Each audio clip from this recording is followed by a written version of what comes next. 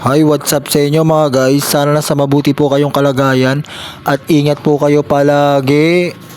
Halina't samahan niyo po kami sa mga kaganapan dito sa bahay namin for today's video. Let's go! Ang aga magising ng baby namin na si Baby Sabana na inaalagaan ni Mama. Laging present talaga sa mga vlog ko ang baby namin. Sa mga hindi nakakaalam, pamangkin ko po yan si Baby Sabana na anak ni Kuya Gabi.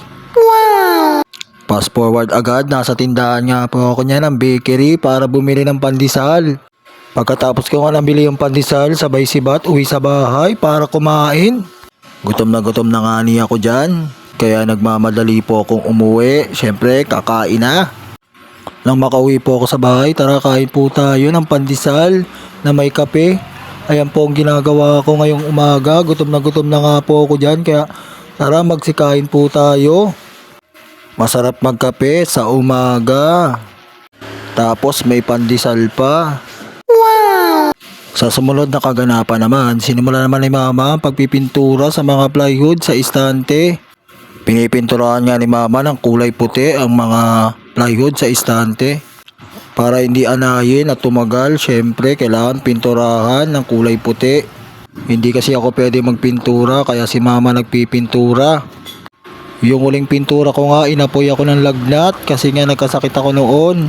Nakakatakot, baka sugurin ako sa ospital. Kaya hindi ako pwede sa pintura kasi nga mahina ang aking baga. Kaya si Mama lang pinagpipintura ko, hinahayaan ko lang sa dyan na pinturahan niya yung tindahan namin. At medyo malayo nga ako dyan sa pagpipintura ni Mama. At pagkatapos break time na, tara, eto na. Nakabili na kami ng pagkain na ulam. Chokes to go na naman, may favorite. Chokes to go, baka naman. Sa susunod, libre naman. Joke lang. Tara, kain po tayo mga guys. Itadakimasu. Magsikain po tayo ngayong tanghalian. Hindi kami nagsasawa sa kakakain ng chokes to go. Araw-araw na lang. Halos madalas. Pagkatapos nga namin kumain, konting pahinga lang. Mamaya-maya, bakbak na naman si Mama sa pagpipintura. Pintura na nga lang ang kulang sa tindahan namin para medyo makulay naman. Kaya pinipinturahan na ni Mama yung loob ng tindahan namin. Sa loob pa nga lang ng tindahan namin yung pinipinturahan dyan, wala pa yung sa labas. At tinabot na nga si Mama ng gabi sa pagpipintura, grabe ang tindi. Kaya nga sabi ni Kuya Will, bigyan niya nga daw ng jacket yan para may papremyo. Ang dami din na napintura dyan ni Mama. Halos lahat na nga yan napintura niya. Kaya naging kulay puti ang loob ng tindahan namin. Color white nga yung sa loob. Yung sa labas naman ay kulay green. Light green. Anyway, nagulat nga ako na may bisita kaming dumating. Sikat na sikat yan sa kamag-anak namin. Shout out sa mga Arcilla dyan. I love you. Tita ko nga po pala yan, kapatid ng tatay ko, na bumisita dito sa bahay namin. Si Tita Ining yan.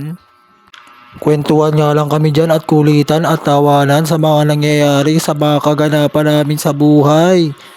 At binisita niya rin kasi yung lola ko, nasa kabila lang ng bahay nakatira, kaya pumunta yan dito sa amin. Ang dami ko pa naman mga followers na puro mga Arcilla. Halos isa lang kami niyan, basta Arcilla, magkakadugo yan. Uulitin ko, shout out sa mga Arcilla dyan. I love you. Nagmamadali nga umalis dyan si Tita Ining kasi gagabi na siya sa daan. Kaya nag-goodbye pa bahay na siya sa amin. Papauwi na siya kasi siya sa bahay nila. At fast forward naman uli nung kinabukasan, syempre binalikan ko yung masarap na lugaw nila Kuya Lugaw Man.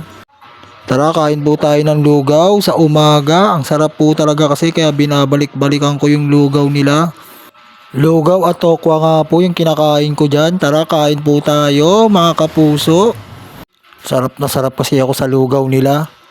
At pagkatapos ko kumain ng lugaw dyan, dumiretso na ako sa hardware para bumili ulit ng kulay na pintura na puti. Naghahanap nga ako ng pintura na kulay light green. Yun kasi ang kailangan para sa labas ng tindahan. Kaya naganap ako sa ibang hardware, baka nagbabaka sakali merong silang light green na pintura. Nahirapan nga ako sa paghahanap ng kulay na light green na pintura, halos wala sila. Kailangan ko pang lumabas ng Tower Bill para makabili sa pinaka-main na bilihan ng pintura. At dyan nga ako nakabili sa pinaka-main na bilihan ng pintura. Hinalo nga ni kuya yung puti at saka yung green para maging light green ang kulay ng pintura. Na-amaze nga ako kaya pinapanood ko lang sa dyan habang binibidyohan. Halos lahat nga ng klase ng pintura nandito, iba't iba ang kulay. Meron sila. Kaya nasa tamang bilihan talaga ako ng pintura pumunta para dito meron sila lahat. And that's it, nabili ko na lahat ng mga kailangan ko, yung pintura at yung paintbrush. Kaya magmamadali na nga ako umuwi sa bahay namin para masimulan na ang pagpipintura. Kaya sibat na kagad ako papauwi ng bahay namin. At hanggang dito ko na lang po tatapusin ang vlog ko. Salamat sa panonood at pag-like at pag-share. Comment lang po kayo sa baba. Stay tuned lang para sa susunod na vlog natin mga kapuso. At ingat po kayo palagi. At isa lang masasabi ko, goodbye, bye-bye, Jame.